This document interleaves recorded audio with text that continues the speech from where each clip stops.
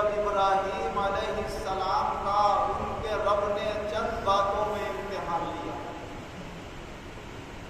تو انہوں نے ان سارے امتحانوں میں پورا اتر کے دکھایا. تو اللہ تعالیٰ نے فرمایا کہ میں آپ کو سارے انسانوں کا امام بنا رہا ہوں. وہ کہنے لگے باری تعالیٰ میری اولاد میں سے بھی ایسے لوگ پیدا فرمانا جو امامت کے مستحق ہوں اور لوگوں کی سربراہی کے مستحق ہوں.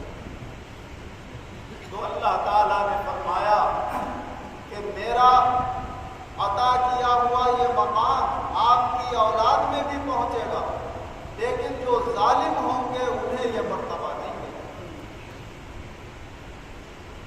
اللہ تبارک و تعالیٰ نے حضرت ابراہیم علیہ السلام کے متعدد امتحانات دیے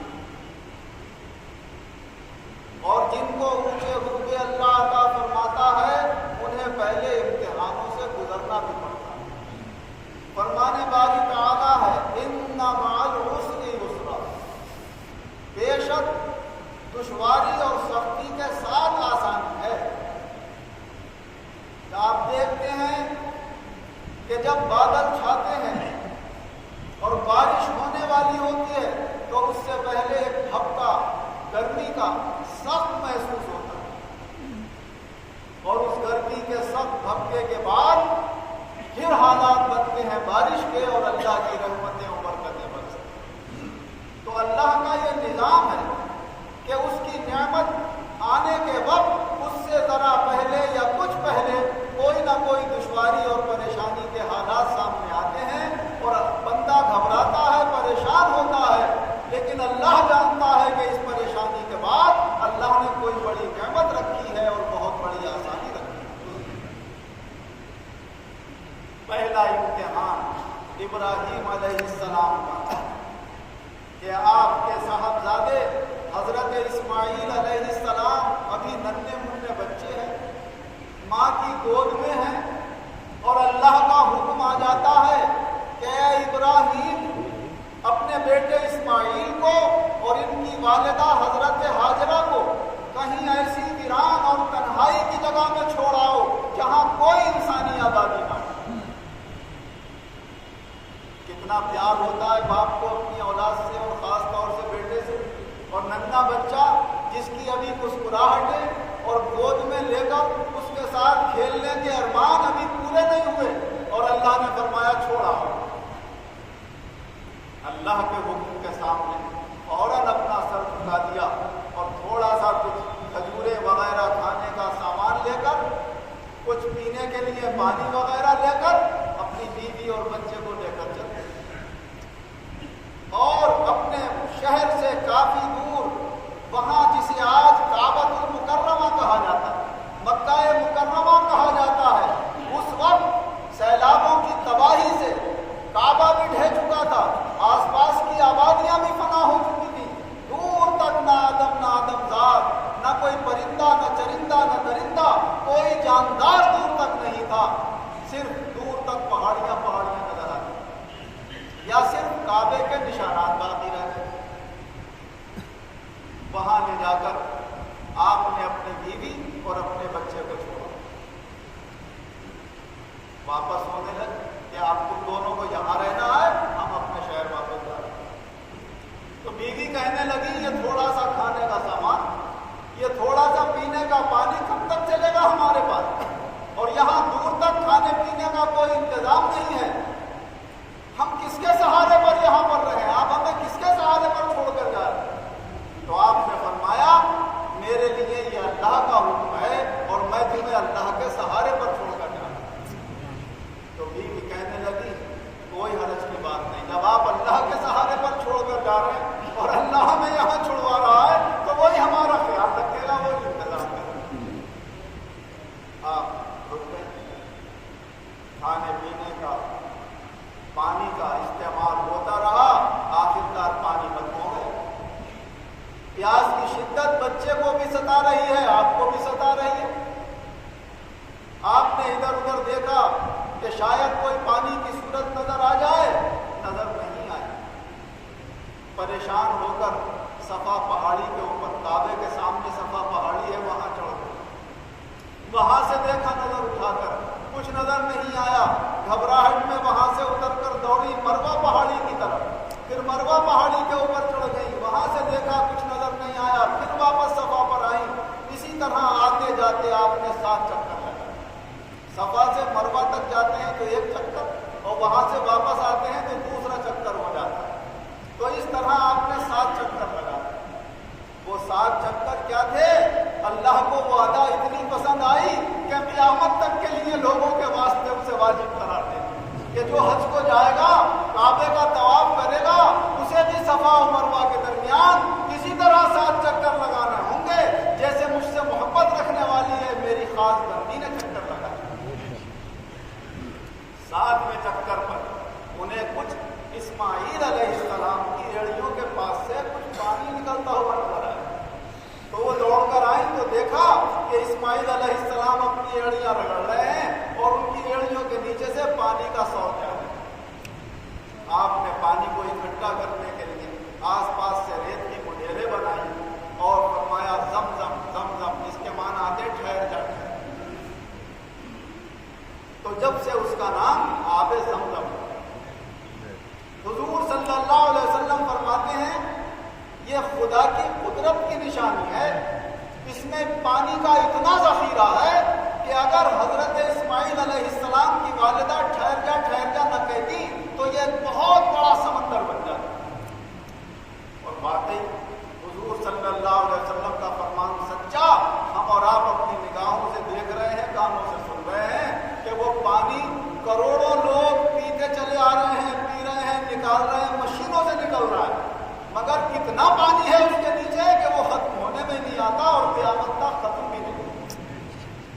جو اللہ کو اور اس کی قدرت کو نہ مانتا ہو، صرف آب زمزم کو دیکھ لے تو اسے یقین ہو جائے گا کہ ضرور کوئی قدرت ہے جو اتنا بڑا پانی کا ذخیرہ اتنی سی چھوٹی سی جگہ میں جمع کر سکتی ہے، اور ایسا بڑا ذخیرہ جو بے شمار انسانوں کے لیے کافی ہو سکتا ہے۔ یہ امتحان اللہ نے اس میں بھی بات رکھا۔ پھر ذرا اسماعیل علیہ السلام بڑے ہوئے اور اس کے قریب آ کر ایک قبیلہ جرہم بھی آباد ہو گیا پانی دیکھ کر۔ حضرت ابراہیم علیہ السلام کو پھر اللہ کا حکم ہوا کہ اپنے اس بیٹے کو ہماری راہ میں قربان کر۔ خواب میں دکھایا اللہ نے۔ حضور صلی اللہ علیہ وسلم فرماتے ہیں نبیوں کی خواب بھی وہی ہوتی ہے۔ کبھی اللہ ظاہر میں اپنا پیغام فرشتے کے ذریعے بھیجتا ہے، کبھی اپنے نبی کو خواب میں دکھاتا ہے، دونوں اللہ کی وحی ہیں اور دونوں کا حکم برابر ہوتا ہے۔ اسماعیل علیہ السلام سے جب ذکر کیا تو وہ بھی سمجھ گئے کہ یہ اللہ کا حکم ہے۔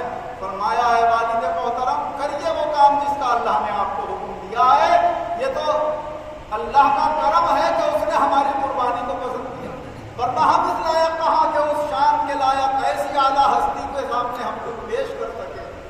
کسی شاعر نے اسی لیے کہا ہے کہ جان دی ہوئی اسی کی تھی، حق تو یہ ہے کہ حق ادا کرنا۔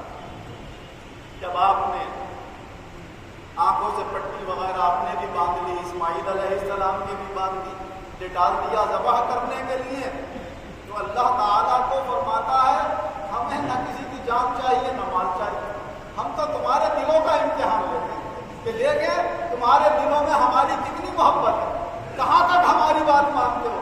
ارے تم نے ہماری بات مان لی، اپنا بیٹا اپنی جان مال سب کچھ قربان کرنے کو تیار ہو، ہم سمجھ گئے ہمیں جان نہیں چاہیے، جنت سے دمبا بھیجا اور چھری کے نیچے کر دیا۔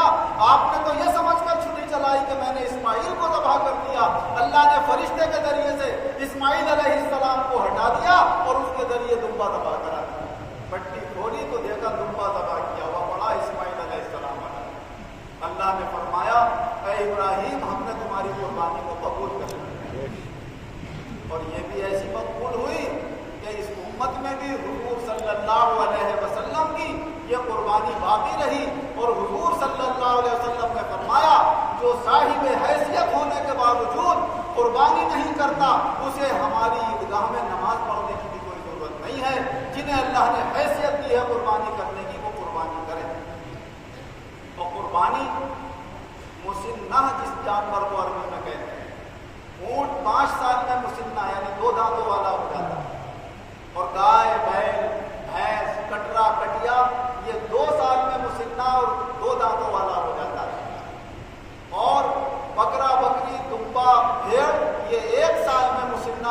दांतों वाला हो जाता है। इससे कम उम्र की जानवर, इससे कम उम्र जानवर की कुर्बानी दुरुस्त नहीं होती। अब चूंकि हमारे मुल्क में गाय बैल वगैरह के जरिए पर पाबंदी है, इसलिए भैंसा, कटरा, कटिया ये बड़ा जानवर कहलाता है। इसमें 7 लोग शिरकत कर सकते हैं। बहुत से मदारिस वालों ने, कमेटियों ने भी इसका एहतमाम किया, मदरसा कुर्बानियाँ वालों ने भी एक हिस्से की कीमत 4000 रुपये रखी, क्योंकि जानवर महंगे हैं। और कटरा बहुत जल्दी भारी और बड़ा हो जाता है। देखने में लोगों को धोखा लगता है कि ये 2 साल का हो गया हो, वो 1 साल और 1.5 साल में काफ़ी बड़ा हो जाता है। तो उसकी जो जांच करने वाले हैं, या तो पालने वाले को खुद पता हो कि मेरे यहाँ ये पला है और मुझे यकीन है कि 2 साल का हो गया, तो चाहे 2 दांता हुआ हो या ना हुआ हो, 2 साल वाले की कुर्बानी हो जाए। और अगर आपके यहाँ नहीं पला है, आपने खरीदा है, तो जो उसके दांत देखकर पहचानने वाले हैं, उनसे पहचान करा के फिर उसको दबा कराया जाए। वरना 80, 85 या 90, 95% जो काले जानवरों की कुर्बानी हो रही है वो ऊने और कम उम्र जानवरों की कुर्बानी हो रही है। वो कुर्बानी क्या होगी, वो तो सब एक गोश्त का जानवर हो जाएगा। आदमी सोचेगा छोटा जानवर सस्ता मिल जाएगा, कंधों से गोश्त तक जाएगा। अल्लाह तुम्हारे बोझ को पसंद नहीं करता, अल्लाह तो तुम्हारे दिलों को देखता है। फरमाया लन यनाल अल्लाह लुहूमुहा वला दिमाउहा वलाकिन यनालुहु तक़वा मिनकुम। अल्लाह के यहाँ हरगिज़ न इन कुर्बानियों का गोश्त जाता है, न खून जाता है, वो तो तुम्हारे दिलों का तकवा देखना चाहता है कि दिल से कर रहे हो या बेदिली से कर रहे हो।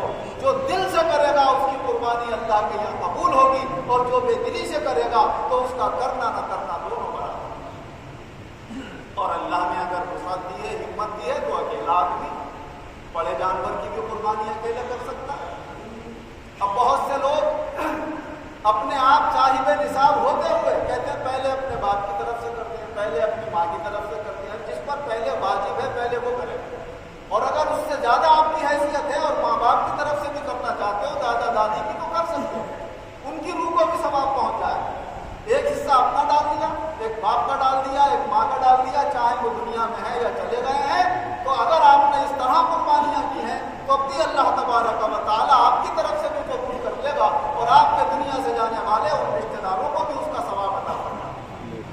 हज़रत अनस रज़ी अल्लाह अन्हु रिवायत फरमाते हैं कि मैंने देखा हज़रत अली कररमल्लाहु वजहहु 2 दुम्बों को ज़बह कर रहे हैं। तो मैंने कहा अली, आपके ऊपर तो एक जानवर की कुर्बानी है, ये 2 जानवर कुर्बान क्यों कर रहे हैं? फरमाया मेरे नबी मोहम्मद सल्लल्लाहु अलैहि वसल्लम ने मुझे वसीयत फरमाई थी कि अली जब कुर्बानी किया करो तो एक जानवर मेरी तरफ से भी कुर्बान किया। फरमाया मैं हुजूर की तरफ से कुर्बानी करता हूँ। बहुत से आज भी हुजूर के चाहने वाले ऐसे हैं, कहते भाई एक हिस्सा हुजूर के नाम का भी हम कुर्बान करेंगे, तो हुजूर खुश होंगे, उनकी रूह खुश होगी, और तुम उनके लिए यहाँ करोगे, वो आखिरत में तुम्हारे लिए करेंगे। बहरहाल अपनी तरफ से भी आप कर सकते हैं, दूसरों की तरफ से भी कर सकते हैं, लेकिन सबसे पहले कुर्बानी उस पर वाजिब है जिसे अल्लाह ने साहिब निसाब और मान वाला बनाया है। उसके अलावा वो चाहे तो दूसरों की तरफ से भी कर सकते हैं। हज़रत इब्राहीम अलैहिस्सलातु वस्सलाम का इसी तरह इम्तिहान अल्लाह ने उस वक्त भी लिया जब उनकी कौम के लोग अल्लाह को छोड़कर बेशुमार अपने बनाए हुए माबूदाने बातिला की इबादत में लगे हुए थे, और इब्राहीम अलैहिस्सलाम उन चीज़ों को पसंद नहीं करते थे। तो जब वो सब लोग अपने मेले में चले गए, ये उनके बुतखाने में दाखिल हुए और उनके सारे माबूदाने बातिला को तोड़ दिए, और जो सबसे बड़ा वाला था, जिस कुल्हाड़ी से इन्होंने तोड़ा, वो कुल्हाड़ी बड़े वाले के गले में लटका के चले गए। जब वो लोग मेले से वापस आए और अपने इबादत खाने में दाखिल हुए, और वहाँ फूट देखी पूरी, बड़े परेशान हुए, अरे भाई किसने किया है, किसने किया? लोग इकट्ठे होना शुरू हो गए। तो किसी ने सुन लिया था कि इब्राहीम इनको बुरा भला कहा करते थे, कहा ये उन्होंने किया हो। उनसे बुलाया गया, भाई ये किसने किया? कहा जो इनका बड़ा है उसने किया है। तो बड़ा तो इंसान है, उन्होंने इशारा अपनी तरफ किया, वो ये समझे कि ये बड़ा वाला जो इसने किया। तो कहने लगे अरे इसमें ये ताकत, ये हिम्मत कहाँ है? ये तो एक पत्थर का जिस्म है, ये कैसे तोड़ सकता है? और माँ बस यही समझाना था मुझे कि जो किसी को कुछ नहीं कर सकता वो तुम्हारे लिए क्या कर सकता है, तुम क्यों बेवकूफ़ी में लगे हो? बहरहाल उन लोगों ने किसी दलील को नहीं माना। बिगड़ती है जिस वक्त जालिम की नीयत, बिगड़ती है जिस वक्त जालिम की नीयत, नहीं काम आती दलील और हुज्जत। जब पावरफुल आदमी नियत खराब हो जाए और इरादा ही कर ले किसी को तकलीफ और नुकसान पहुंचाने का, तो वो लाख दलीलें और हुज्जतें पेश करता रहे, उसकी कोई हुज्जत और दलील काम आने वाली नहीं है। मगर दुनिया में काम आए या ना आए, आखिरत में अल्लाह उसका बदला लेता है। बहरहाल उन्होंने बहुत बड़ी आग रोशन कराई, गड्ढा खोद कर कि कम से कम 100 कदम तक उसकी आँच और 200 कदम तक उसकी आँच वहाँ तक पहुँची। एक गोफन में बिठाल कर और उन्हें उस आग के अंदर फेंका गया। इससे पहले कि वो आग में गिरते, अल्लाह ताला ने आग से कहा कि या नारु कूनी बरदम व सलामन अला इब्राहीम, ऐ आग इब्राहीम पर सलामती के साथ ठंडी हो जा, न तेरी गर्मी नुकसान पहुंचाए न तेरी ठंडक नुकसान पहुंचाए, ये जाए तो वहां पर बिल्कुल सुकून और इत्मीनान से रहे। ये इतना बड़ा उनका इम्तिहान हुआ और अल्लाह ने इसमें भी पार लगाया। आग ठंडी हो गई और एक जर्रा बाल बराबर भी आपको नुकसान नहीं पहुंचा सकती। इतने इम्तिहानों से गुजरे तो अल्लाह ने वो मकाम अता फरमाया है। हुजूर नबी अकरम सल्लल्लाहु अलैहि वसल्लम इरशाद फरमाते हैं कि अल्लाह ने अपने तमाम नबियों का सरदार मुझे बनाया है, लेकिन सारे मेरे बाद अगर सारे नबियों से कोई अफजल नजर आते हैं तो वो इब्राहीम अलैहिस्सलाम नजर आते हैं।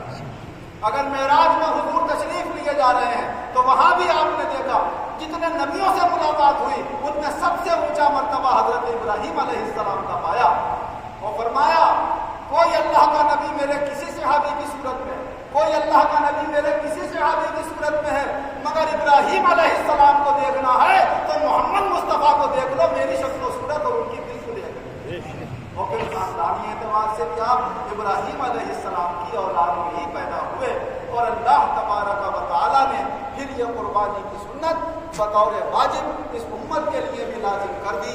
अल्लाह तबारक व तआला अपने इन मकबूल बंदों की मुबारक जिंदगियों से हमें और आपको सबक लेने की तौफीक अता फरमाए और हर जन परेशानी से अल्लाह हमारी हिफाजत फरमाए और कोई मुकद्दर हो जाए तो अपने ज़ात व सिफ़ात पर यकीन